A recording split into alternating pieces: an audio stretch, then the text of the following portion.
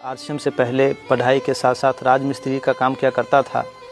हम अपने परिवार में 3 भाई 3 बहन, माताजी थे, पिताजी थे, सभी लोग का ज़िंदगी अच्छा से चल रहा था। लेकिन अचानक घटना हुई कि माँ 2010 ईस्वी में बीमार पड़ी और उस समय हम पढ़ाई कर रहे थे 10वां में कि जब माँ बीमार पड़ी तो पिताजी पैसे नहीं कमाते थे और बड़े भैया और उनसे जो छोटे वाले भाई थे वो दोनों कुछ दिन के बाद किसी कारणवश वो लोग अपने ससुराल चले गए। तो कैसे हम अपना पढ़ाई पूरा करेंगे, कैसे माँ का दवाई लाएंगे और कैसे परिवार में राशन लाएंगे। माँ दुखित भ गए, बाबूजी हम कमाई नहीं छलै, भाई सब हमार सब रह गए, सासुर छोट भाई छलै कतऽ की करते, हमहूँ तऽ ओहने विकलांग हमहूँ नहि किछु करै छियै। मिस्त्री काज केलकै, मिस्त्री काज कऽ कऽ श्याम फेल भेलखिन, श्याममे काज कऽ कऽ श्याम केलखिन, श्याम से अपन घर द्वार बनेलखिन, घर द्वार चलेलखिन। तो उस समय की ज़िंदगी यूँ कहूँ इस ज़िंदगी से छुटकारा पार लूँ, उससे बड़ी दुख की पहाड़ मुझे पड़ा जब 2013 में माँ एक्सपायर कर गई और मैं अपने आप को आत्मग्लानि समझता था कि मेरे रहते हुए मैं दवाई नहीं करवा पाया हूँ। हम हमेशा डिप्रेशन में रहा करते थे। हम चले गए मुंबई और जब मुंबई गया तो वहाँ भी काम इतना मेहनती वाला मिला, फिर भी हम करने लगे कि 3 मंजिल से 70-80 केजी का बोरा वज़न उठा के नीचे लाना, फिर रोड क्रॉस करके दूसरे साइड दूसरे मंजिल पे ले जाना, यही हमारी ज़िंदगी चल रही थी।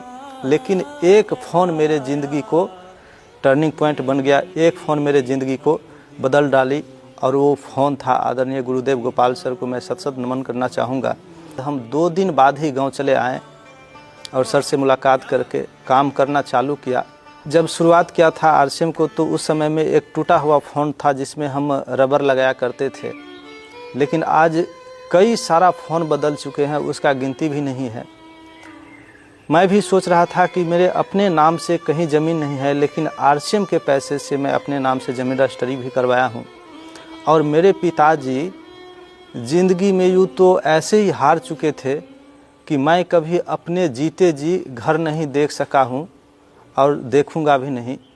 लेकिन खुशी की दिन तब आई कि जब हम आरसीएम के पैसे से अच्छा सा घर बनाए, जो कि 42 दिन में ही कंप्लीट हो चुका। उसके बाद ने सबसे बड़ी मोटिवेट मुझे किया मेरे पिताजी, और उस दिन पीठ ठोक करके कहा कि नहीं, तुम आरसीएम बहुत अच्छा कर रहा है, तुम बहुत आगे जाओगे, लगातार इसमें लगे रहो।